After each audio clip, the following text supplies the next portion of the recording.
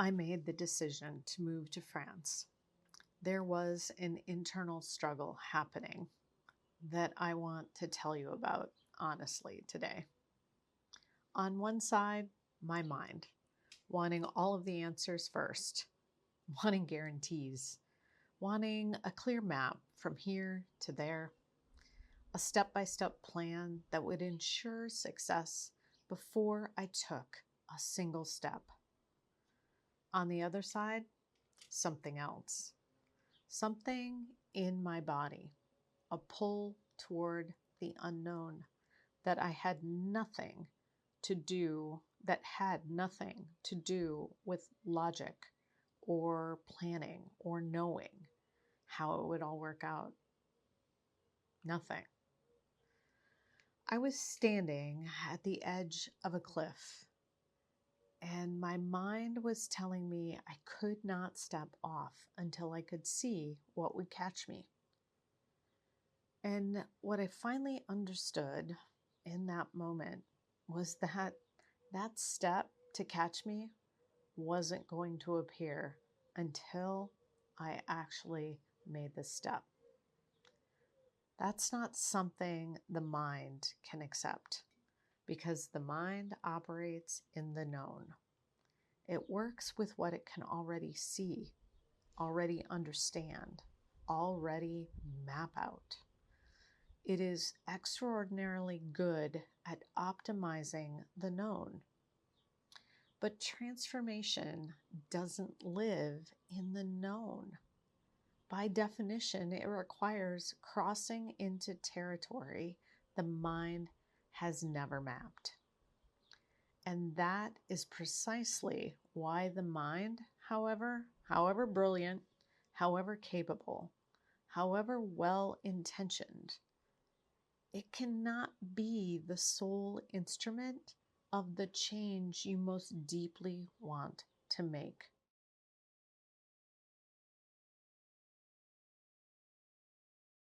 Let's talk about what the mind does, because the mind is not the enemy here. I want to be clear about that. The mind is a magnificent tool. It plans, it analyzes, it problem solves. It creates frameworks and identifies patterns. It builds strategies. It has served me extraordinarily well across decades of complex corporate work, and it serves me still today.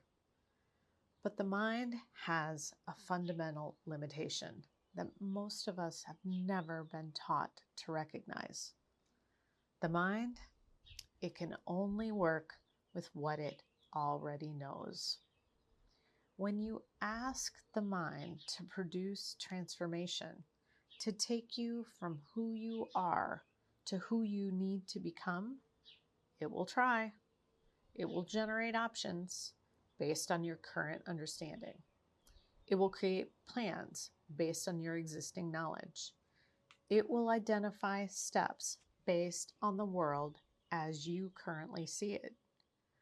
And all of those options, plans, and steps will be variations of what already exists in your known world.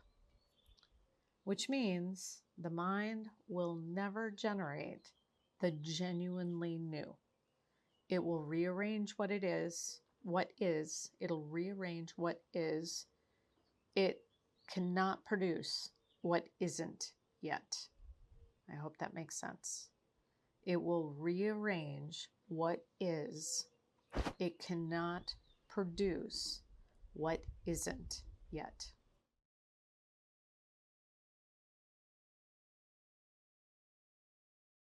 What transformation really requires?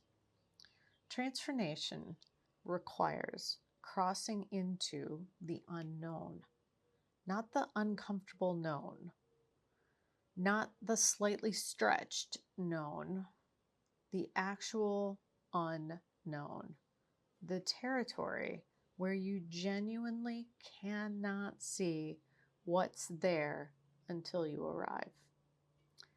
And crossing into the unknown requires something the mind cannot provide. It requires trust. The kind that exists before the evidence, the kind that moves towards something not because you can see the outcome, but because something deeper than sight is pulling you there. It requires the body's knowing, the felt sense of rightness that arrives not through analysis, but through presence. The pull I felt toward France that had nothing to do with logic. It requires what in shamanic practice we call intent. Not the mental decision, but the energetic claiming. Sending your frequency into the unknown before you can see what's there. Inhabiting the destination before the path is visible. None of these things the mind produces.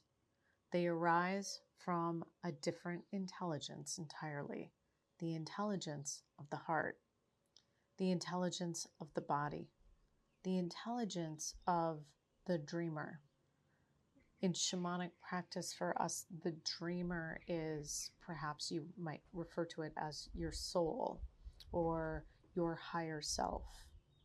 That's the term, the dreamer, in my shamanic practice anyway. That part of us that operates beyond the mind's knowing.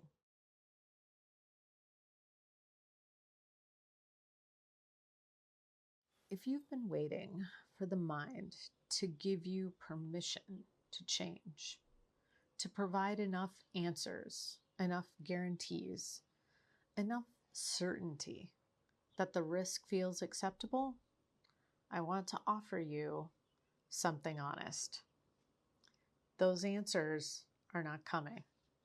Not because the change isn't right for you, but because the change you need to make lives in territory the mind cannot see from where you're standing. The step to catch you will not appear until you actually step. This is not reckless. This is not abandoning discernment. It is recognizing that some things can only be known by moving toward them. That some answers only arrive after the question has been lived rather than thought. The mind will always have more analysis to offer, more scenarios to consider, more risks to weigh, more preparation to recommend. At some point, you have to thank it for its service and step anyway. Not because you're not afraid, but because the life you want to live is on the other side of what the mind can guarantee.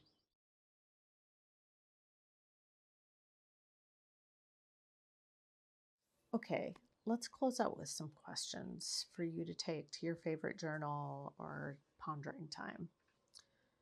Where in your life are you waiting for the mind to provide certainty before you move? And how long have you been waiting?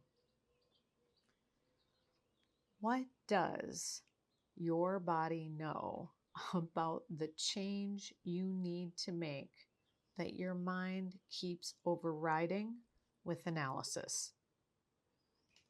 What does your body know about the change you need to make that your mind keeps overriding with analysis? Sometimes we call this analysis paralysis. What would it mean to thank your mind for its service and take one step into the unknown today? Not because you can see what's there, but because something deeper inside you, something deeper than sight, is calling you. Okay, I will leave it there for today. I hope this video truly finds you well and living your best powerful life. And until the next video, I will say a biento.